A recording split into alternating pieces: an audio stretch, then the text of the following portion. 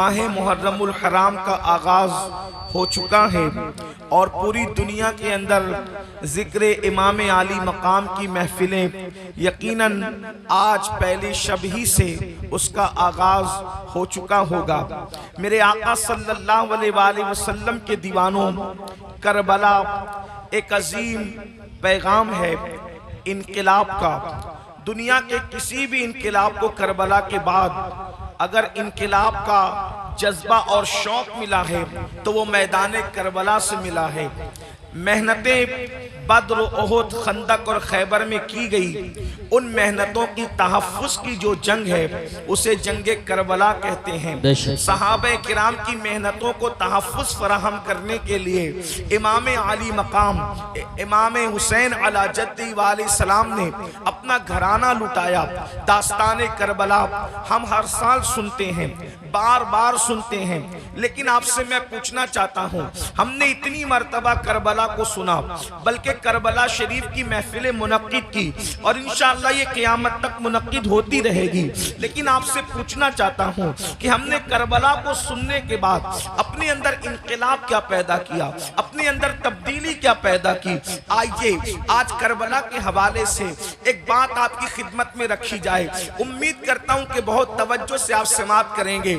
کربلا کی جو جنگ تھی ایک نظریاتی جنگ تھی، یعنی دو نظریے آپس میں ایک دوسرے سے ٹکرائے، اور پھر آج 14ویں صدی کے بعد یعنی تقریباً جو ہے وہ 15ویں صدی کے اندر ہم لوگ کس کے ساتھ کھڑے ہیں۔ یاد رکھیں یزیدی کسی کو کہنا ہمارے معاشرے میں بہت بڑی گالی سمجھی جاتی ہے، اور وہ گالی ہونا بھی چاہیے۔ یاد رکھیں یزیدی بھی اگر اس کو یزیدی کہہ دیا جائے تو وہ چڑ جاتا ہے، یعنی کہ یزیدی بھی جو قلبی طور پر یزیدی ہے وہ اپنے آپ کو یزیدی کہلانا گوارا نہیں کرتا۔ مگر آج کی اس محفل کے اندر جس میں ہزاروں کی تعداد میں یہ سروں کا سمندر ہے اور اس میں اکثریت نوجوانوں کی ہے، تھوڑی دیر کے لیے ہم اپنا احتساب کریں۔ یہ نظریاتی جنگ ہے۔ نظریاتی جنگ کسے کہتے ہیں؟ اللہ اکبر، یعنی دو شخصیتیں نہیں بلکہ دو نظریے آپس میں ٹکرائے اور نظریے کے لیے جنگ کی گئی، تو اس میں ہم کس کے ساتھ کھڑے ہیں؟ ایک ذات ہے سیدنا امام حسین کی۔ یہ بات بھی آپ سے کہہ دوں، حسین صرف چند فٹ کے کسی شخصیت کا نام نہیں ہے، حسین مکمل نظریے کا نام ہے۔ حسین جو ہے ایک مکمل فکر کا نام ہے، حسین پاک ایک مکمل انجمن کا نام ہے، حسین پاک جو ہے وہ مکمل ایک مسلک کا نام ہے، حسین پاک اللہ اکبر جہد مسلسل کی دعوت پہم کا نام ہے، حسین پاک اللہ اکبر غیرتوں کی آبرو کے تحفظ کا نام ہے، حسین پاک اسلاف کی محنتوں کے تحفظ کا نام ہے۔ تو ہم لوگ کس کے ساتھ کھڑے ہیں؟ امام حسین کے ساتھ کھڑے ہیں، یا پھر یزید بھی چند فٹ کے کسی ایک انسان کا نام صرف نہیں ہے بلکہ یزید بھی ایک نظریے کا نام ہے۔ ہم کس کے ساتھ کھڑے ہیں؟ اللہ اکبر، جو لوگ یزیدی نظریے کے ساتھ کھڑے ہیں لاکھ اپنے آپ کو حسینی کہہ لیں، وہ حسینی ہو نہیں سکتے۔ اب یہ نظریات کیا ہیں؟ تھوڑی دیر میں تاریخ کے حوالے سے آپ کی خدمت میں پہلے یزید کا نظریہ پڑھتا ہوں اور اس کے بعد امام علی مقام کا نظریہ پڑھتا ہوں۔ میں نہیں کہوں گا کسی کو، آپ نہیں کہیں گے کسی کو کہ حسینی کون ہے، یزیدی کون ہے۔ اس محفل میں پہلی محرم کس مقدس شب کے اندر اپنے آپ میں ڈوب کر سوچنا کس کے ساتھ کھڑے ہو، یزید کے ساتھ کھڑے ہو یا شہزادہ رسول کے ساتھ کھڑے ہو۔ میرے آقا صلی اللہ علیہ وآلہ وسلم کے دیوانوں، آخر یزید سے امام علی مقام کو اختلاف کیوں ہے؟ امام اس سے اختلاف کیوں کرتے ہیں؟ اس کی وجہ یہ ہے کہ یزید جو ہے وہ دین یعنی جس میں صرف نماز ہو، اور وہ بھی نماز صرف نام کو نماز ہو، روزے صرف نام کو ہو، حج صرف نام کا ہو، زکوٰۃ صرف نام کی ہو، صدقات و خیرات صرف نام کے ہو، یعنی یعنی چند ٹوپیاں داڑیاں بظاہر یہ ایک دیکھنے کی چیز ہو. یزید جو ہے اس مذہب سے اس دین سے بظاہر کوئی اختلاف نہیں کرتا تھا. وہ روح دین کو مٹانا چاہتا تھا, مذہب کی روح کو مٹانا چاہتا تھا, مذہب کی اصل کو مٹانا چاہتا تھا. آپ کہیں گے مذہب کی اصل کیا ہے؟ نمبر ایک, سب سے پہلی مذہب کی اصل یہ ہے کہ رسول اللہ صلی اللہ علیہ وآلہ وسلم سے محبت اپنی جان سے زیادہ کی جائے, اپنے مال سے زیادہ کی جائے, اپنے وطن سے زیادہ کی جائے. سب سے پہلی اساس مذہب کی یہ ہے. اقبال نے کہا تھا یہ فاقہ کش کہ موت سے ڈرتا نہیں ذرا, روح محمد اس کے بدن سے نکال دو, فکر عرب کو دے کے فرنگی تخیلات, اسلام کو حجاز و یمن سے نکال دو. وہ رسول اللہ کی عقیدتیں, وہ رسول اللہ کی محبتیں, وہ رسول اللہ کا پیار. اللہ اکبر, نبی کا نام تو لیا جائے لیکن احترام وہ نہ ہو جو صدیق اکبر کے قلب میں تھا, جو فاروق اعظم کے دل میں تھا, جو عثمان غنی کے دل میں تھا, جو مولا علی کے دل میں تھا, جو سعد, سعید, طلحہ, زبیر, ابو عبیدہ ابن الجراح, بلال حبشی, ابو ہریرہ, خالد ابن ولید کے دل میں تھا. اللہ اکبر, یعنی کہ حضور علیہ السلام کی شخصیت ایک عام انسان کی طرح رہ جائے. میں جتنے حوالے آپ کے سامنے جتنی باتیں کر رہا ہوں انشاءاللہ اس کے حوالے یقیناً میں آپ کو دینے کے حوالے سے تیار ہوں, لیکن آپ تھوڑا سا اس کو پہلے سماعت کر لیں. اللہ اکبر. اس کے بعد یزید کا انداز یہ تھا, اللہ اللہ, مسلمان اور کافر کے درمیان فرق کرنے والی چیز نماز ہے. صحابہ یہی کہتے رہے کہ ہم رسول اللہ کے ظاہری دور میں مسلمان اور کافر کے درمیان جو فرق کرتے تھے وہ نماز کی وجہ سے کرتے تھے, اور وہاں یزید کا حال یہ تھا. اللہ اکبر. بعد میں آپ مروانی دور میں دیکھیں یزید کی فکر, اللہ اکبر, جمعہ کی نماز کا حال یہ تھا کہ جمعہ کا خطبہ اتنا طویل کرنے والے نے طویل کیا کہ عصر کا وقت بھی جانے لگا. تو اللہ اکبر, اللہ اکبر. پھر کیا ہوا؟ حضرت سیدنا عبداللہ ابن عمر جیسی ہستیوں نے ٹوکا تو اللہ اکبر, کہنے والے نے کہا کہ میں یہ چاہتا ہوں کہ آپ کے گردن کا بوجھ جو آپ کے جسم پر ہے اس کو ختم کر دیا جائے. میرے آقا علیہ الصلوۃ والتسلیم کے پیارے دیوانوں, اسی طریقے سے آپ دیکھیں یعنی کہ دین بدلنا, دین کا نام لے کر دین بدلنا, وہ دین جس میں نماز نہ ہو یعنی روح نماز, وہ دین جس کے اندر اللہ اکبر نشے کی مکمل طور پر کوئی رکاوٹ نہ ہو بلکہ نشہ کیا جاتا ہو. بلکہ یزید کے بارے میں حافظ ابن کثیر یہاں تک لکھتے ہیں کہ یزید اس نشیڑی کا اور نشہ کرنے والے کا نام ہے کہ جس نے سفر حج میں بھی شراب پینا بند نہیں کیا. وہ اس نے سفر حج میں بھی, سنبل والوں اور گرد و نواح سے آنے والوں, آپ سے پوچھنا چاہتا ہوں ہمارے ہندوستان کا کتنا بھی بگڑا ہوا آدمی اگر حج کے لیے جائے تو کم سے کم وہ سفر حج میں شراب نہیں پیتا. اللہ اکبر. لیکن وہ کس قدر بدبخت تھا, کس قدر بدترین اور پلید تھا ابن کثیر کے قول کے مطابق کہ اس نے سفر حج میں بھی شراب پی. اور بعض مورخین نے تو یہاں تک اس کے بارے میں کہا ہے کہ اس نے اشعار کہے. اگر مورخین نے انصاف سے کام لیا ہے تو میں اہل علم کی توجہ چاہتا ہوں, میں صرف ناقل کی حیثیت سے اس کو بیان کر دوں. اللہ اکبر. اس نے کہا کہ اگر دین محمدی میں شراب حرام ہے تو پھر عیسائی بن کر کے شراب پی لینا چاہیے. یہ اس کا نظریہ تھا. وہ بندر نچاتا تھا آپ کو پتا ہے, وہ بانسری بجاتا تھا آپ کو پتا ہے. اللہ اکبر. اور یہاں تک کہ خواجہ حسن نظامی جیسے لوگوں نے تو بہت بڑی باتیں اس کے بارے میں لکھی, لیکن میں بہت احتیاط کے ساتھ یہ بات کروں کہ یزید اس بدترین انسان کا نام ہے جس نے اپنی سوتیلی ماں پر تک پاپ کی نظر ڈالی. لوگوں نے اور آگے کے قصے لکھے ہیں, میں اس کی طرف نہیں جاتا, لیکن صرف اتنا کہنا چاہتا ہوں اس نے اپنی سوتیلی ماں پر بھی پاپ کی نظر ڈالی. شیخ محقق شیخ عبدالحق محدث دہلوی رحمت اللہ علیہ لکھتے ہیں اما جان سیدہ عائشہ صدیقہ کو اس نے بدترین گالی دی, اور وہ گالی شیخ محقق نے لکھا ہے لیکن مجمع میں میری بیان کرنے کی ہمت نہیں ہے.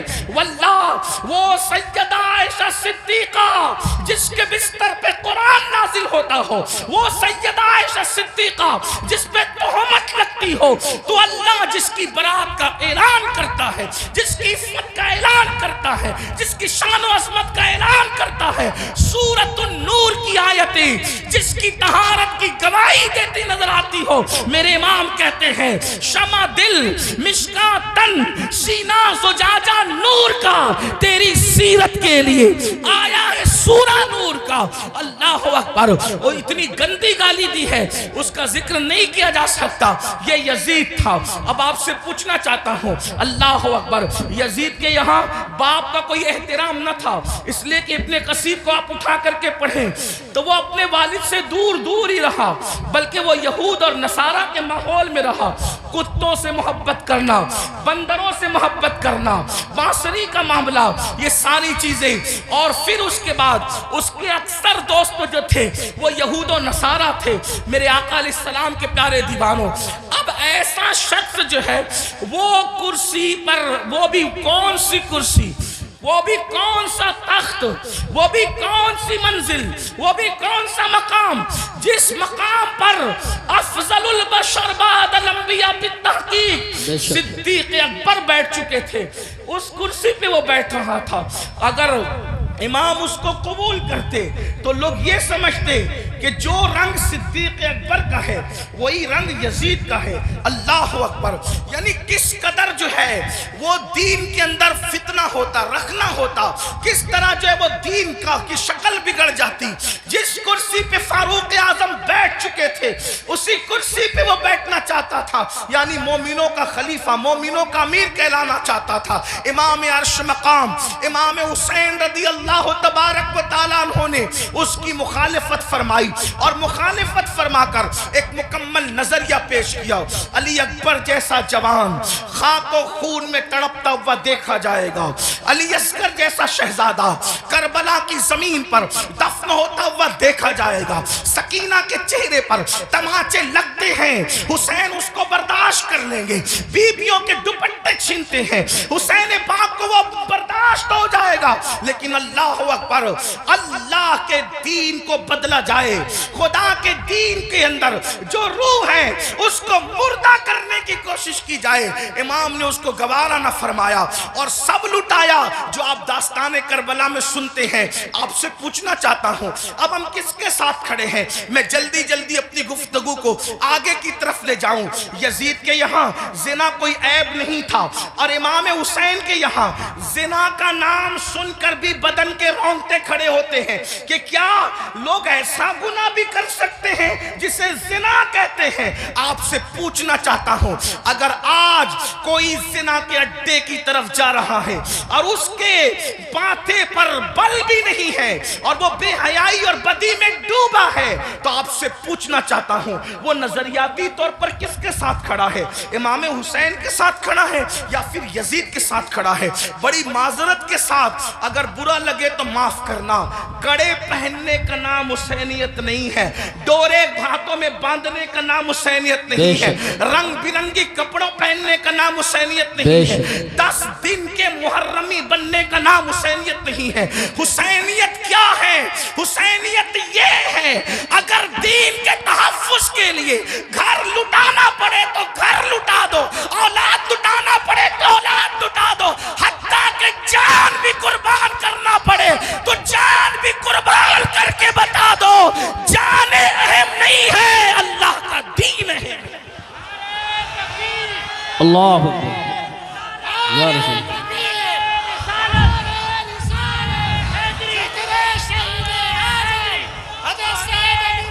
بڑی معذرت کے ساتھ کچھ لوگوں نے حسینیت کو بہت سستا کر دیا۔ اگر ڈوڑے کڑے اور کلر کے کپڑوں کا نام حسینیت ہوتا یا چند محفلوں کا نام حسینیت ہوتا پھر تو پوری دنیا حسینیت کی طرف آ جاتی۔ حسینیت اتنی آسان تو نہیں ہے نا۔ اس دور میں بھی 22,000 کا لشکر الگ کھڑا ہے اور 72 نفوس الگ کھڑے ہیں، اس سے پتا چلا حسینیت آسان نہیں ہے۔ اب اپنے آپ میں ڈوب کر سوچو، قیامت کے دن اللہ اکبر، کس کے ساتھ اٹھو گے؟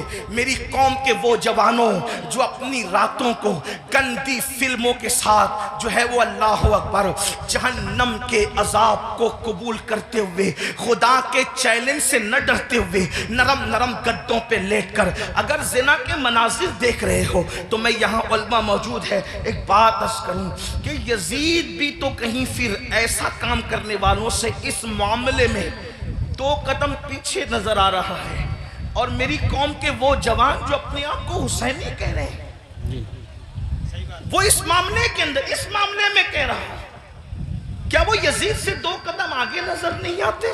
اللہ بتاؤ تو صحیح، شہزادہ رسول سے محبت کا دعویٰ، اور کوئی مسلمان یہ تصور کر سکتا ہے کہ وہ زنا کے اڈے پہ جائے؟ وہ زنا جس کے بارے میں اللہ کے رسول صلی اللہ علیہ وآلہ وسلم غیب نبی نے فرمایا کہ قیامت کے دن زانیوں کو آگ کے کپڑے پہنائے جائیں گے، آگ کا کرتا پہنایا جائے گا، اور ان کی شرمگاہوں پر جہنم کی آگ بھڑکائی جائے گی۔ پھر اس کے بعد دوسری چیز شراب کو لینے، نشہ کو لینے۔ اللہ اکبر، 16 17 سال کے لڑکے آج ہمارے نشہ کی طرف جا رہے ہیں، اور اللہ اکبر نشہ کی طرف جو چیز لے جا رہی ہے، مجھے ایسا محسوس ہو رہا ہے کہ حقہ جو ہے وہ انسان کو نشے کی طرف تیزی کے ساتھ لے جا رہا ہے۔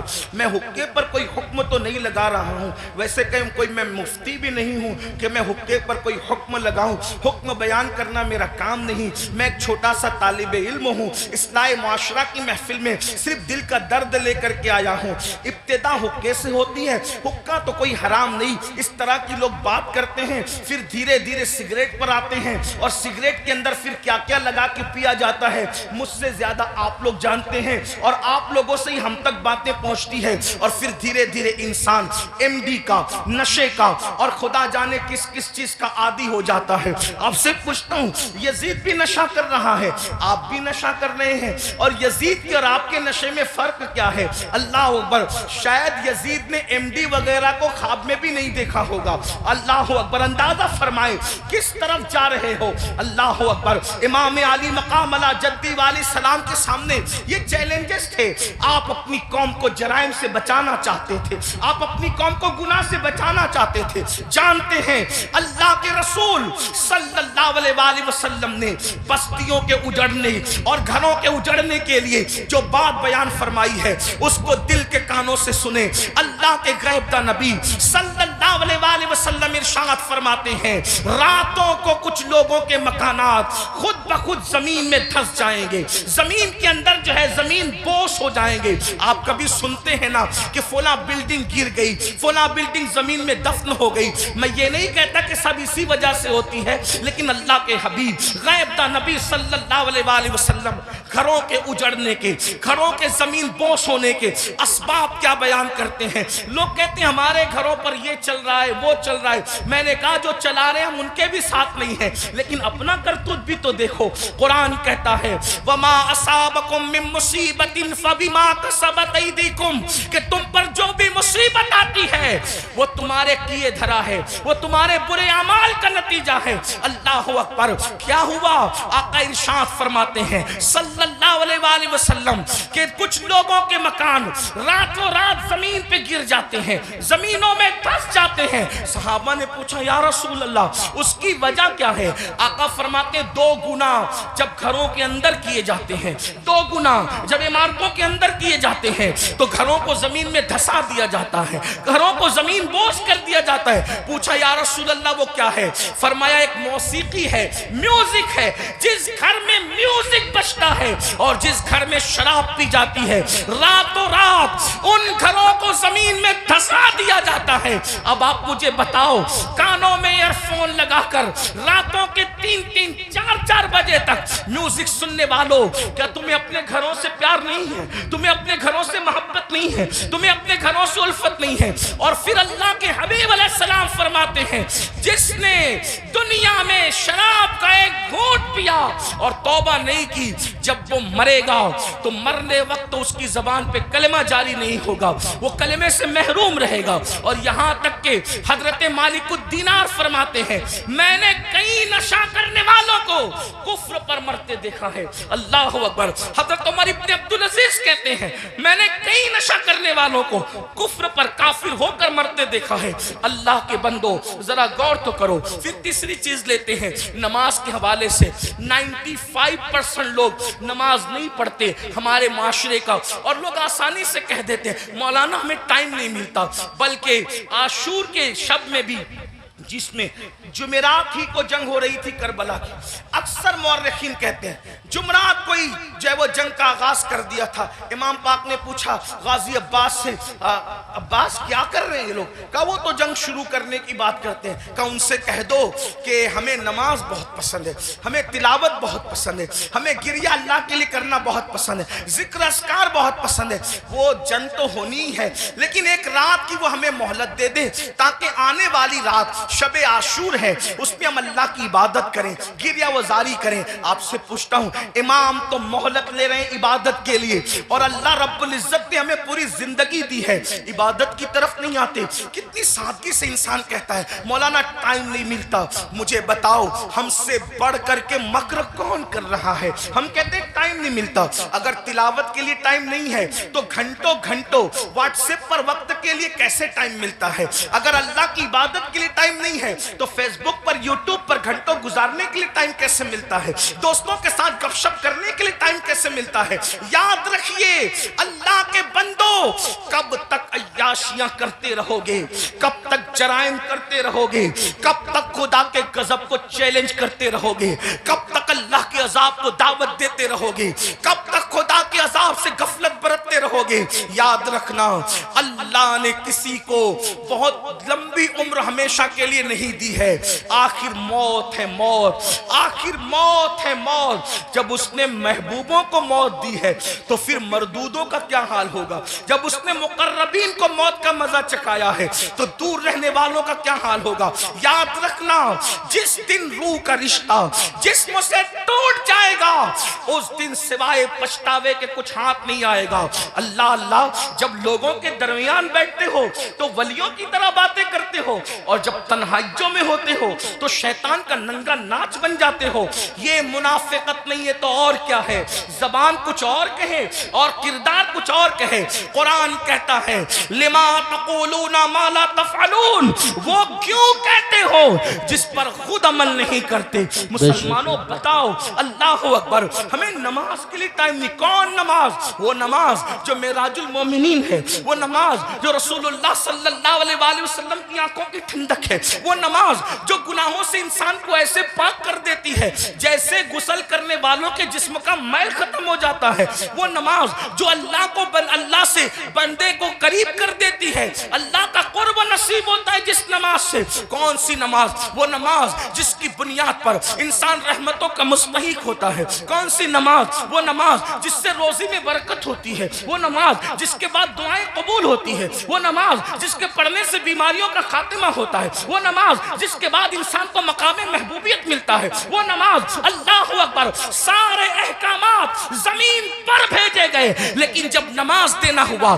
تو زمین پر نہیں بھیجی گئی بلکہ معراج میں لامکاں پہ بلا کر محبوب کو دے کے بتایا گیا. سارے احکامات اپنی جگہ ہے لیکن نماز کا معاملہ اپنی جگہ ہے. اسی لیے بزرگوں نے فرمایا, اللہ کے رسول علیہ السلام فرماتے ہیں کہ سب سے پہلے قیامت میں نماز کے بارے میں پوچھا جائے گا. اگر نماز کا معاملہ آپ کا کلیئر ہوا تو سارے معاملات کلیئر کر دیے جائیں گے, اور اگر نماز کے معاملے میں اٹک گئے, نماز کے معاملے میں پھنس گئے تو پھر انسان بچ نہ سکے گا. آپ مجھے بتائیں, ہمیں اللہ سے ڈر نہیں لگتا؟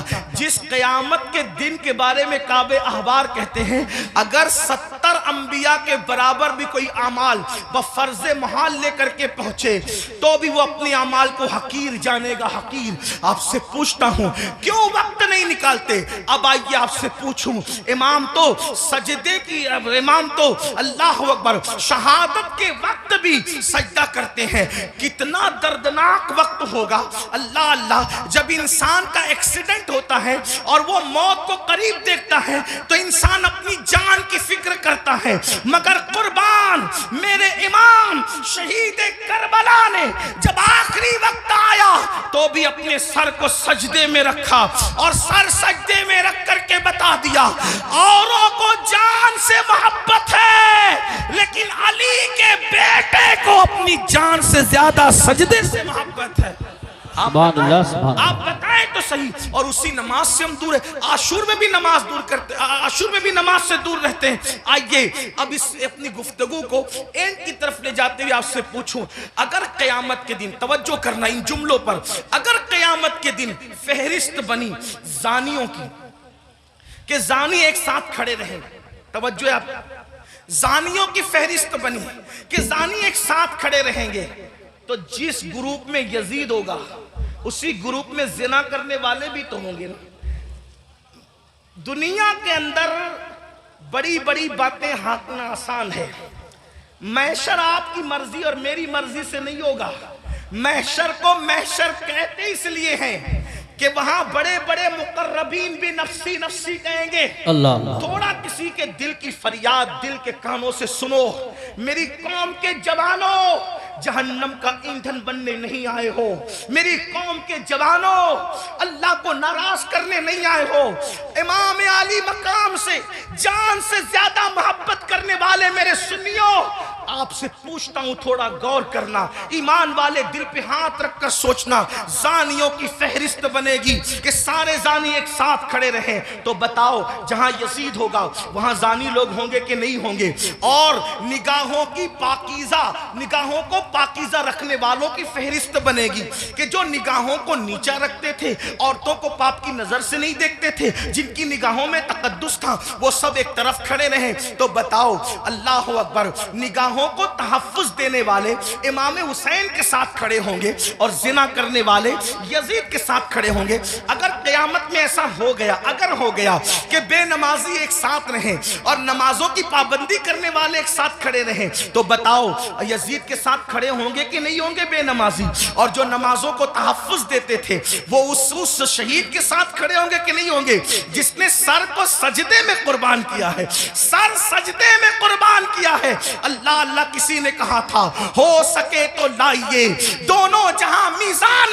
میں نے ایک سجدہ زمین کربلا سے لے لیا. اللہ اکبر. بتاؤ مسلمانوں, تو پتا چلا یہ نظریات کی جنگ ہے, یہ نظریات کی جنگ ہے. آپ سے پوچھوں, جنگ میں جب انسان جاتا ہے, جنگ میں جب انسان جاتا ہے فوج لے کر جاتا ہے, بہن لے کر نہیں جاتا. جنگ میں انسان جاتا ہے فوج لے کر جاتا ہے, بیبیاں لے کر نہیں جاتا. جنگ میں انسان جاتا ہے, اللہ اکبر, فوج لے کر جاتا ہے, سوتیلے بھائی لے کر نہیں جاتا. جنگ میں انسان جاتا ہے 6 مہینے کا بچہ لے کر نہیں جاتا. امام آپ جنگ میں بھی جا رہے ہیں, اور کچھ لوگ تو یہ کہتے ہیں کہ چلو اتفاقی حادثہ ہو گیا. اتفاقی حادثہ آپ کے مورخین کے اور لوگوں کے لیے کہنے کو ہے, ورنہ رسول اللہ کے گھر کا بچہ بچہ جانتا تھا. آقا نے اتنی تفصیل سے کربلا بیان کی تھی. ابن عباس کہتے ہیں کہ نبی کے گھر کے بچے بچے کو پتا تھا کہ حسین میدان کربلا میں کھڑے جو وہ شہید ہوں گے جنگ صفین کے موقع پر. مولا کائنات جب کربلا کے قریب سے گزرے تو روئے, فرمایا یہاں حسین کے اونٹ بیٹھیں گے, یہاں ان کے کجاوے رکھے جائیں گے. یعنی کتنی تفصیل معلوم تھی خاندان رسول کو کہ اونٹ کہاں بیٹھیں گے وہ بھی پتا ہے, خیمے کہاں لگیں گے وہ بھی پتا ہے, کجاوے کہاں رکھے جائیں گے وہ بھی پتا ہے. آپ کہتے ہیں حادثہ ہو گیا, لیکن یہ حقائق ہے, سچائی ہے. امام آپ جنگ کے لیے جا رہے ہیں لیکن بیبیاں لے جا رہے ہیں, جنگ کے لیے جا رہے ہیں, بہنیں لے جا رہے ہیں, جنگ کے لیے جا رہے ہیں, بیٹیاں لے جا رہے ہیں, جنگ کے لیے جا رہے ہیں, بچے لے جا رہے ہیں, جنگ کے لیے جا رہے ہیں, سوتیلے بھائی لے جا رہے ہیں. ایسا کیوں؟ امام گویا کے بتائیں گے یہ تلواروں کے ٹکرانے کی جنگ نہیں بلکہ یہ کردار کی جنگ ہے, یہ نظریات کی جنگ ہے. ایک طرف یزید سوتیلی ماں کو پاپ کی نظر سے دیکھ رہا ہے, تو ہم میدان میں بتائیں گے کہ سوتیلے رشتے کا تقدس کیا ہے. آپ دیکھیں پوری دنیا کے اندر سوتیلا رشتہ ہمیشہ مشکوک رہا ہے. آپ توجہ کریں, سوتیلا رشتہ ہمیشہ مشکوک رہا ہے. آپ نہیں دیکھتے سوتیلے رشتے کا مطلب قرآن کی تفاسیر اٹھا کر کے دیکھیں, ابن عباس سے لے کر صاحب نعیمی تک سوتیلے رشتے کا مطلب کیا.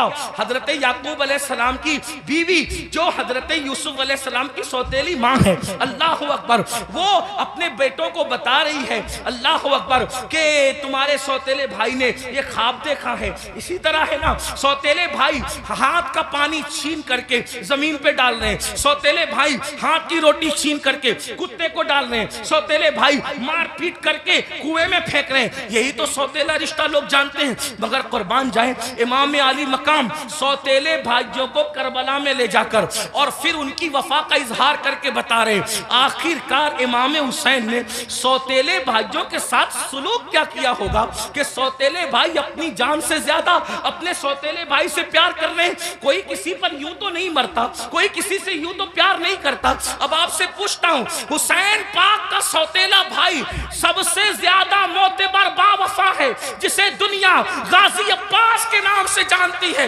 آپ سے پوچھتا ہوں وفا کا دوسرا نام اگر کربلا کے بعد ہم سے کوئی پوچھے تو ہم حضرت غازی عباس کا نام لیا کرتے۔ شمر نے اللہ اکبر رشتہ داری کی وجہ سے حضرت عباس کو امان لکھی، ان کے بھائیوں کو امان لکھی، تو حضرت عباس نے کہا شمر تجھ پر بھی لعنت ہے اور تیری امان پر بھی لعنت ہے، واللہ تو نے نبی کے شہزادے کو امان نہیں دی، ان کو کاٹنا چاہتا اور ہمیں بچانا چاہتا ہے۔ حسین کے بعد زندہ رہنے کو ہم پسند ہی نہیں کرتے، یہ ایک سوتیلے بھائی کا جذبہ۔ اب آپ سے پوچھتا ہوں اگر آپ کربلائی ہے، اگر آپ حسینی ہے، تو اس مجمع میں اپنے دل میں سوچو آپ کے سگے بھائی کے ساتھ آپ کا سلوک کیا ہے؟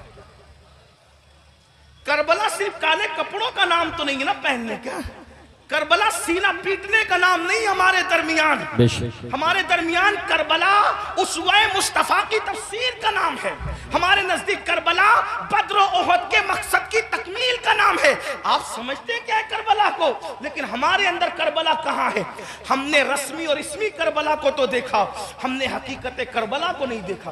بتاؤ آپ پر ہمارا جذبہ بھائی کے بارے میں کیا ہے؟ یہی نا اس کا کھیت ہڑپ کر لیا، اس کا حصہ ہضم کر لیا، اس پر کیس کی کر دیا، اس کے خلاف کھڑے ہو گئے، اس کی بیٹی کو اچھے رشتے آتے تو آپ کو پسند نہیں آتا، آپ کو ہضم نہیں ہوتا۔ بتائیں تو صحیح، اس کے گھر میں بیٹے ہی بیٹے پیدا ہوں تو آپ کو تکلیف ہوتی ہے۔ یہ آپ کا معاملہ سگے بھائی کے لیے، اور وہاں سوتیلے بھائی کے ساتھ انداز کیا ہے سرکار غازی عباس کے ساتھ دیکھیں۔ پھر اس کے بعد امام اپنی بہن کو کربلا میں لائے۔ جب امام کسی کی کوئی بات نہیں مانتے، توجہ کرنا، جب امام کسی کی کوئی بات نہیں مانتے تو سیدہ زینب کھڑی ہو کے کہتی ہے بھیا یہ کر لو، بھیا یہ کر لو، بہن کی کوئی بات نہیں ٹلتی۔ گویا کہ حسین بتا رہے ہیں وہاں بہن کا کوئی تقدس نہیں ہے، اور یہاں بہن کے تقدس کا عالم یہ ہے کہ بظاہر اگر حضرت امام کے اپنی فکر کے خلاف بہن بات کر رہی ہے تو امام اس کو ہی مانتے نظر آ رہے ہیں۔ کس نے نہیں کہا تھا کہ علی اصغر کو لے جائیں اور یزیدیوں سے کہیں کہ پانی پلا دیں؟ امام نے سب کو منع کیا، لیکن جب بہن آئی اور بہن نے کہا میرے لیے چلے جائیں، میں کہہ رہی ہوں آپ چلے جائیں، تو مورخین لکھ رہے ہیں بہن کی بات مان کر امام یزیدیوں کی طرف جاتے ہوئے نظر آتے ہیں۔ حالانکہ یہ امام پاک رضی اللہ تبارک و تعالیٰ کی شان ہے کہ یزیدیوں کے ہاتھوں سے ان کے شہزادہ والا تبار نے پانی نوش نہیں فرمایا، وہ تو شہید ہو گئے۔ لیکن آپ سے پوچھتا ہوں بہن کے بارے میں امام علی مقام کا حال یہ، بیویوں کی موجودگی میں قیادت کا جھنڈا خاندان نبوت کا کسی کے ہاتھ میں دیتے ہیں، بیٹیوں کی اور بیویوں کی موجودگی میں اس کو بہن کہتے ہیں۔ بتاؤ امام تو بہن سے اتنا پیار کرتے ہیں، ہمارا اور آپ کا بہنوں کے ساتھ کیا تعلق ہے؟ ہمارا اور آپ کا بہنوں کے ساتھ کیا رشتہ ہے؟ آپ بتائیں مجھے، اگر بہن گھر آ جائیں 4 بچوں کو لے کر تو بھائی اور بھابھی بات کرتے ہیں، کھلائیں گے کہاں سے؟ حیرت کی بات یہ ہے جس قوم کی سوچ فکر حسین سے اس قدر گر جائیں، پھر کیا اس قوم کے لیے یہ نہ کہا جائے کہ وہ نام کے لیے تو حسینی بنی ہے لیکن افکار کے اعتبار سے وہ کہیں نہ کہیں یزیدیت کا شکار ہے۔ میرے آقا صلی اللہ علیہ وآلہ وسلم کے دیوانوں جانتے ہیں بہن کا مقام کیا ہے، بہن کا مرتبہ کیا ہے، اور یہ اللہ کے رسول علیہ السلام سے سیکھا۔ آقا علیہ السلام کی کوئی حقیقی بہن نہ تھی، لیکن جب جنگ حنین کے موقع پر اللہ اکبر حنین کے اندر وافر مقدار میں کثیر مقدار میں جو ہے وہ غنیمت کا مال آیا تو اس وقت تو ایک خاتون آئی اور آنے کے بعد کہا اے محمد میں آپ کی بہن ہوں، میں آپ کی بہن ہوں۔ حضور علیہ السلام کو اس بہن سے جدا ہوئے تقریباً کم و بیش आधी सदी बीत चुकी थी। अल्लाह के हबीब अलैहिस्सलाम ने कहा तुम मेरी बहन हो, नाम क्या है? कहा मेरा नाम शैमा है, मैं हलीमा की बेटी हूँ। आका अलैहिस्सलाम ने फरमाया शैमा को तो जानता हूँ, हलीमा को भी जानता हूँ, मेरी वो माँ है, रज़ाई माँ, लेकिन शैमा तुम मेरी बहन और तुम ही हो, इसकी निशानी तुम्हारे पास क्या है? अल्लाह क्या निशानी है मुझे बताओ।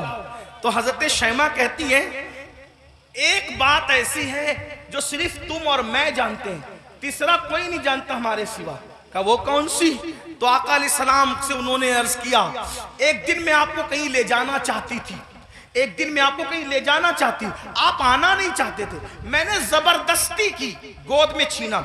आपने अक्सर ये मंजर देखा होगा घरों में कि बड़ी बहनें भाई को गोद में ले जाना चाहती है, वो नहीं आना चाहता, तो क्या होता है वो जबरदस्ती खींचती है, तानती है, ऐसा करती है। तो शैमा कहती है आप नहीं आना चाहते थे, मैं ले जाना चाहती थी, मैंने जबरदस्ती की, तो आपने मेरे कंधे पर दांत काट लिया था और वो दांत काटने का निशान अब भी मौजूद है। हुजूर अलैहिस्सलाम ने ये सुना तो इतना हंसे अपनी शान के मुताबिक कि हुजूर अलैहिस्सलाम की दाढ़ें नजर आई, और फिर जब ये साबित हो गया कि शैमा यही है तो आका ने फरमाया ऐ मेरे सहाबा, शैमा के ससुराल की बकरियां, भेड़े, ऊंट, घोड़े जितने गनीमत में आए हैं, चूंकि ये मेरी बहन है मैं इसको वापस करता हूं, तुम लोग भी वापस करो।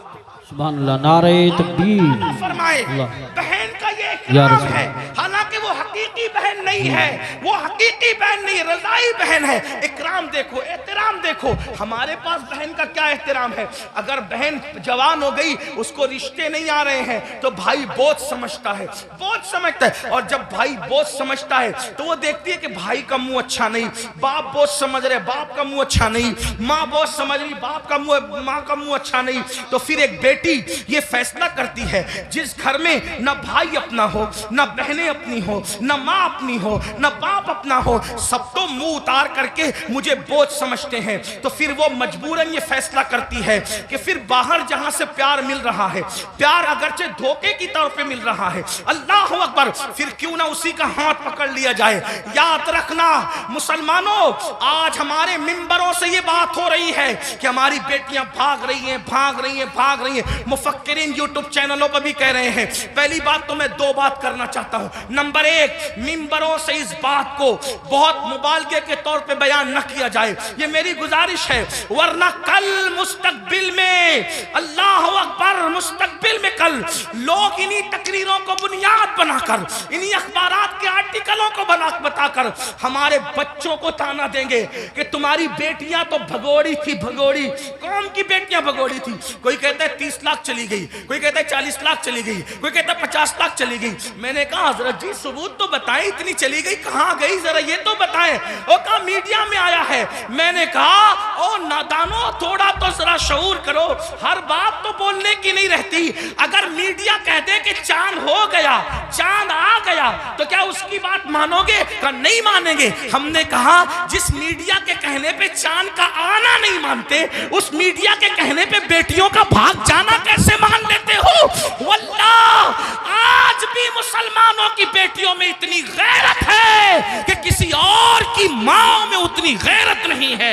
लेकिन कहीं कुछ गई है, कहीं कुछ गई, मैं जानता हूं, इनकार नहीं कर रहा हूं, कहीं कुछ गई है, लेकिन कौन गई है? वो गई है खदीजतुल कुबरा का किरदार जिसने नहीं सीखा। कौन गई है? आयशा सिद्दीका का किरदार जिसने नहीं सीखा। कौन गई है? सैयदा फातिमा ज़हरा का किरदार जिसने नहीं सीखा।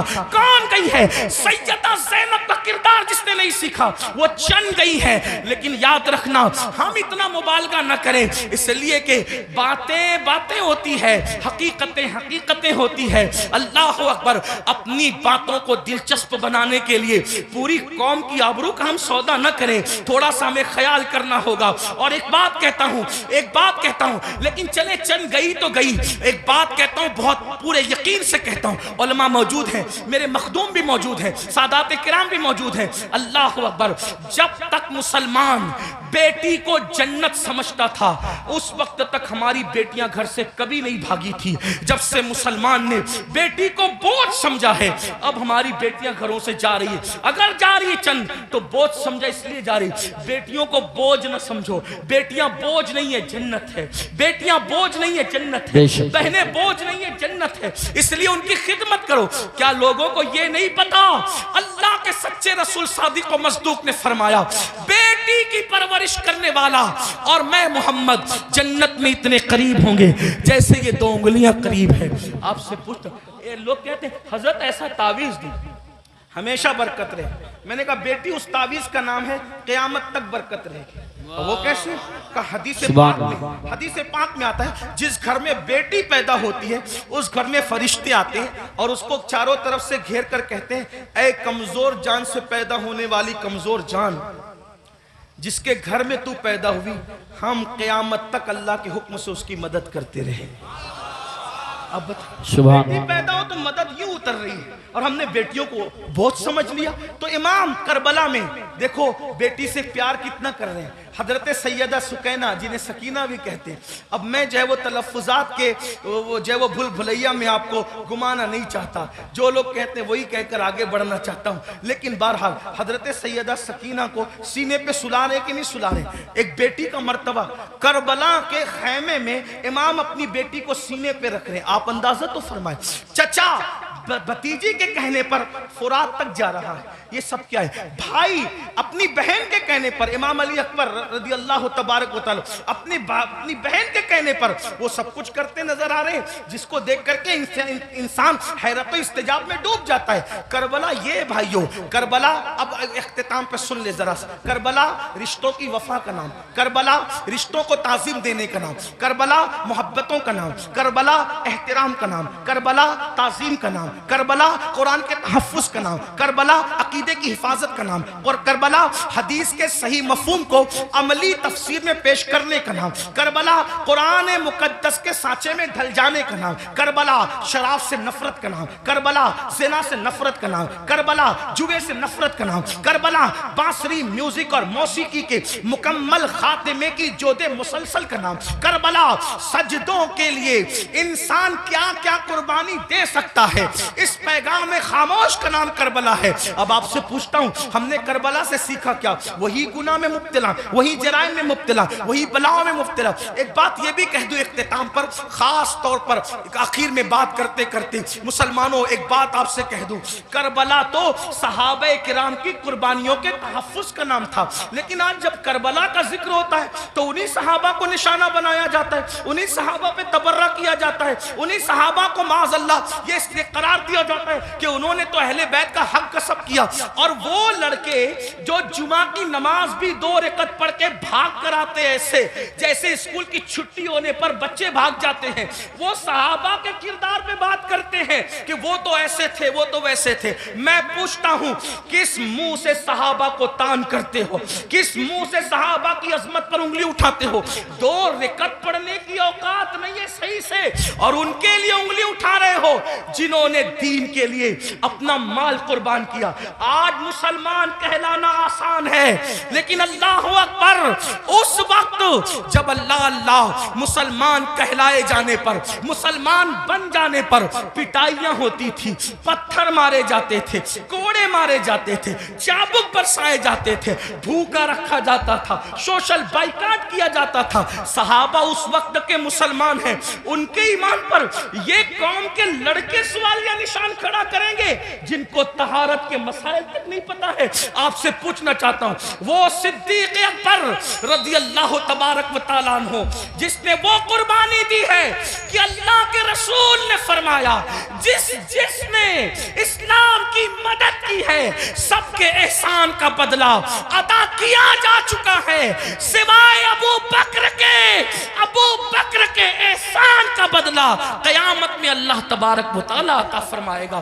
ایسے لوگوں کو غاصب کہا جاتا ہے، ایسے لوگوں کو حق تلف کس کا؟ اہل بیت کا۔ مجھے بتاؤ مسلمانوں ذرا غور کرو، اس فاروق اعظم کے بارے میں کہا جاتا ہے کہ انہوں نے یہ کیا، یہ کیا، یہ کیا. آپ سے پوچھتا ہوں فاروق اعظم کا کردار پتا ہے؟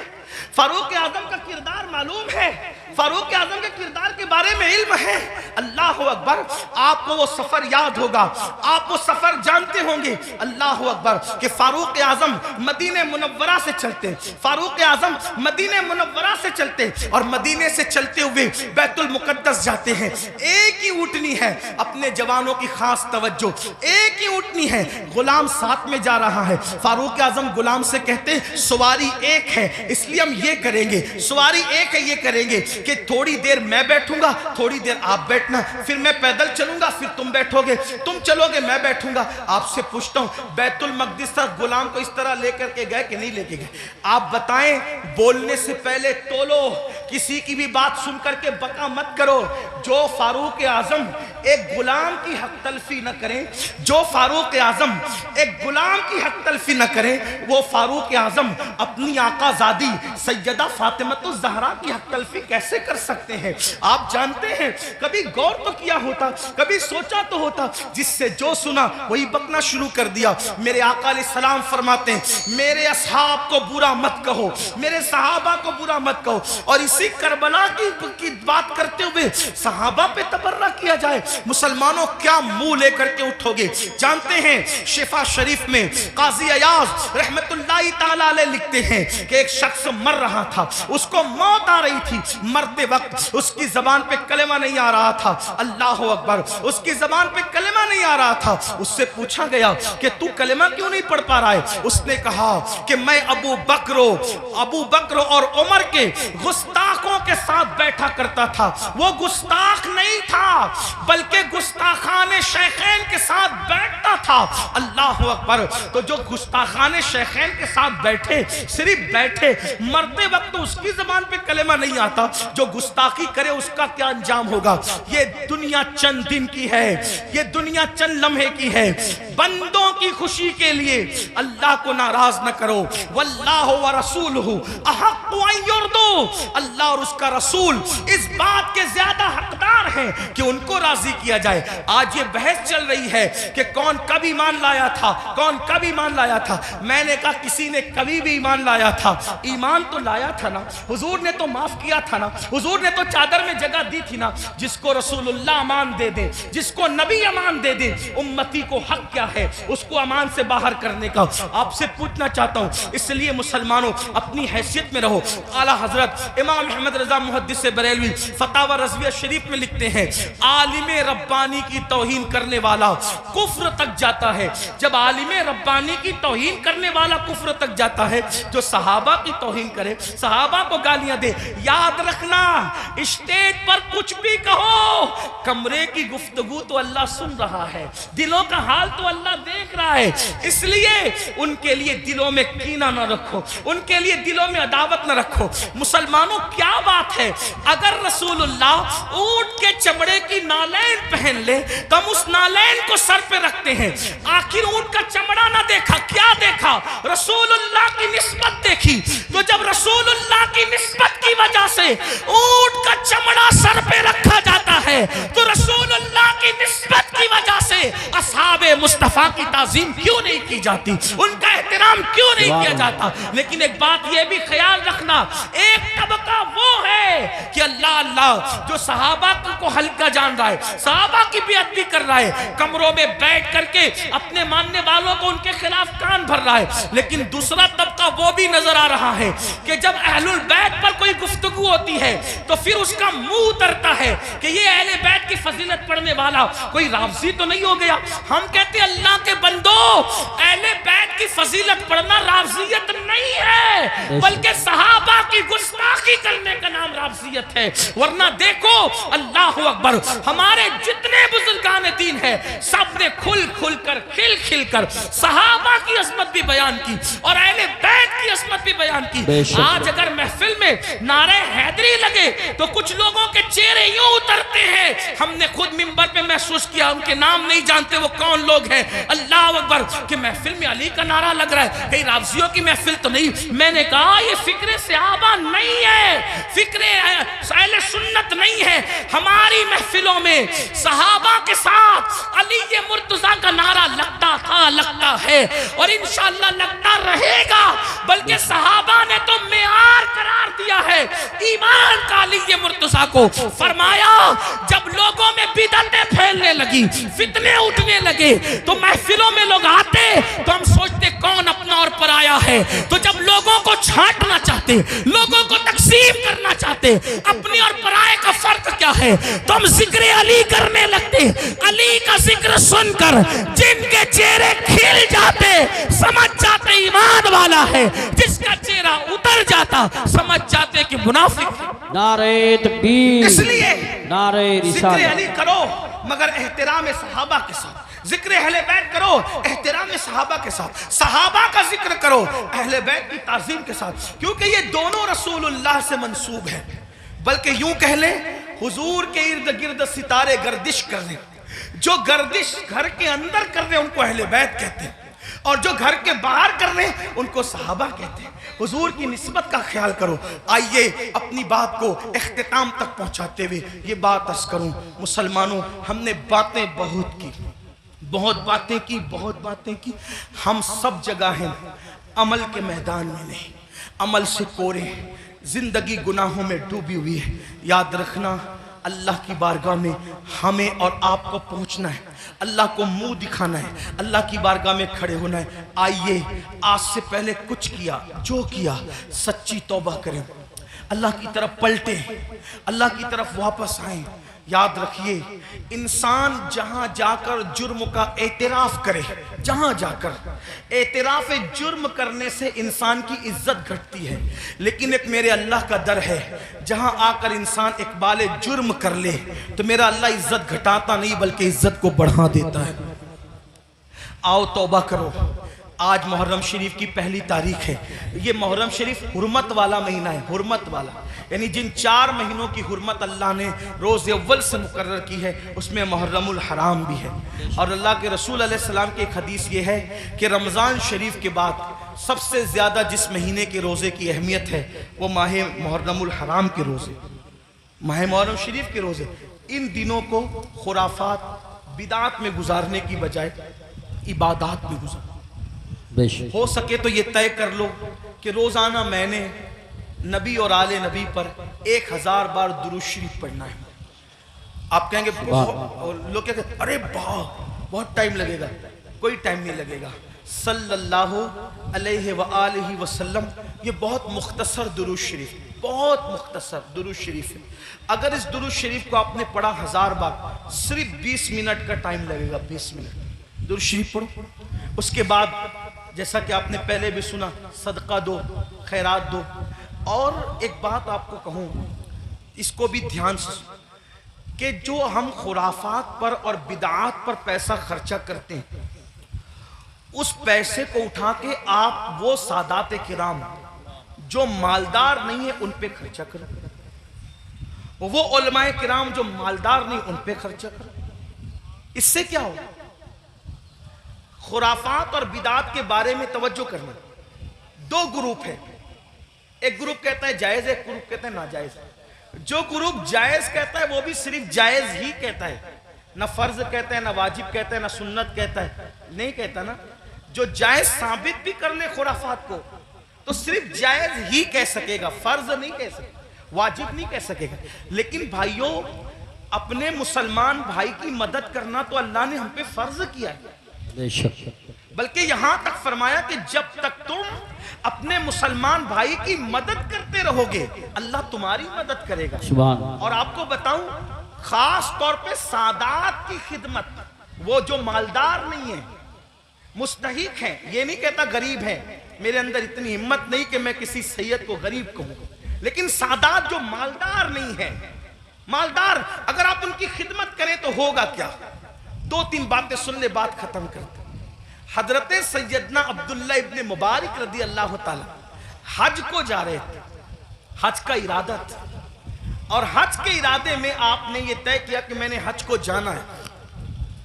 پوری تیاری ہو گئی, ارادہ بن گیا حج کو جانا. عبداللہ ابن مبارک کو پتا چلا کہ میرے پڑوس میں ایک سید صاحب رہتے ہیں اور وہ اس وقت تھوڑا پریشان حال ہے, حالات کے ستائے ہوئے اور حالات کے مارے ہوئے. تو انہوں نے سوچا کہ پڑوسی ہے, سید ہیں, میں ان کے نانا کے یہاں جاؤں, میں حج کے لیے جاؤں اور ان کو بھوکا پیاسا تڑپتا بلکتا چھوڑ کے جاؤں. تو انہوں نے کیا کیا, اس سال حج نہیں کریں گے, انشاءاللہ آئندہ پھر کبھی دیکھیں گے. حج کی پوری رقم اٹھا کر اس سید صاحب کو دے دیا اور اس کے بعد آنسو پوچھتے ہوئے اب صبر کرتے ہوئے رہ گئے. جب حج سے قافلہ واپس آیا تو لوگ ملاقات کرتے تھے تو عبداللہ ابن مبارک لوگوں کو کہتے تھے مبارک ہو حج. تو لوگ بھی کہتے تھے عبداللہ آپ کو بھی مبارک ہو, آپ کو بھی مبارک ہو. حضرت عبداللہ ابن مبارک سوچتے یا اللہ میں گیا نہیں لیکن جو آتا ہے مجھے حج کی مبارک بات دیتا ہے.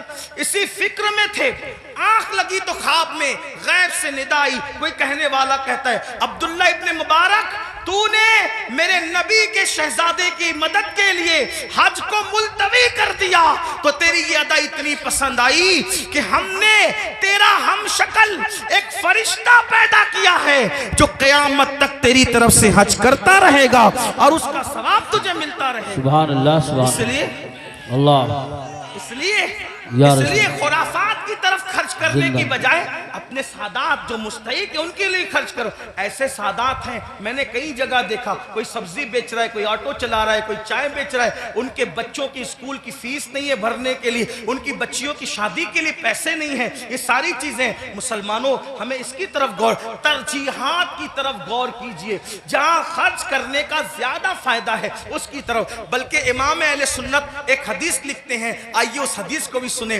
کہتے ہیں کہ میرے آقا علیہ السلام نے فرمایا کہ جس نے بنو ہاشم پر احسان کیا, ان کی خدمت کی, ان کی مدد کی, آقا فرماتے ہیں مجھ پر واجب اور لازم ہے کہ جس نے بھی میری آل کی خدمت کی, مدد کی, نصرت کی, حمایت کی, محبت کی, آقا فرماتے ہیں مجھ پہ واجب ہے, لازم ہے کہ اس کا صلہ میں اس کو قیامت میں دوں گا جب وہ مجھ سے ملے گا. یہ حدیث لکھنے کے بعد میرے امام کہتے ہیں جس کا مفہوم یہ, سنیوں دوڑو اور سادات کی خدمت کر لو, اس لیے کہ نبی کس کس کو ملیں گے کس کس کو نہ ملیں گے الگ عنوان ہے, لیکن جنہوں نے آل نبی کی خدمت کی ہوگی اس سے ملنے کا وعدہ مصطفیٰ جان رحمت فرما رہے ہیں. گویا کہ اور لوگ حضور کو ڈھونڈیں گے اور حضور اپنی آل کی خدمت کرنے والے کو صلہ عطا فرما رہے ہوں گے, لقاء کا شرف عطا فرما رہے ہوں گے. اس لیے میری گزارش ہے, ہم نے اپنے پیسوں کو, روپیوں کو بہت ضائع کیا خرافات پر, بدعات پر.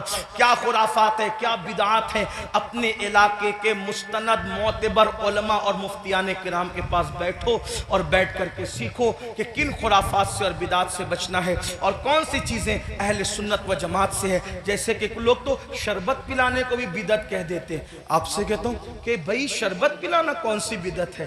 میرے امام لکھتے ہیں, وہ بھی کیا دلیل دی, فرمایا جب کتے کو پانی پلانے پہ جنت مل سکتی ہے تو امام عالی مقام کے نام پہ اگر مومنوں کو شربت پلایا جائے تو پھر اس کا صلہ کیا ہوگا. یہ ساری چیزیں کرتے رہی. اللہ تعالیٰ سے دعا ہے اللہ ہم سب کو توفیق دے. گفتگو کے درمیان اگر کوئی غلطی ہو جائے تو اللہ تعالیٰ معاف فرمائے. استغفر اللہ ربی من کل ذنب واتوب الیہ. اہل سنت کا ہے بیڑا پار, اصحاب حضور نجم ہے اور ناؤ ہے عطرت رسول اللہ کی. السلام علیکم ورحمۃ اللہ وبرکاتہ.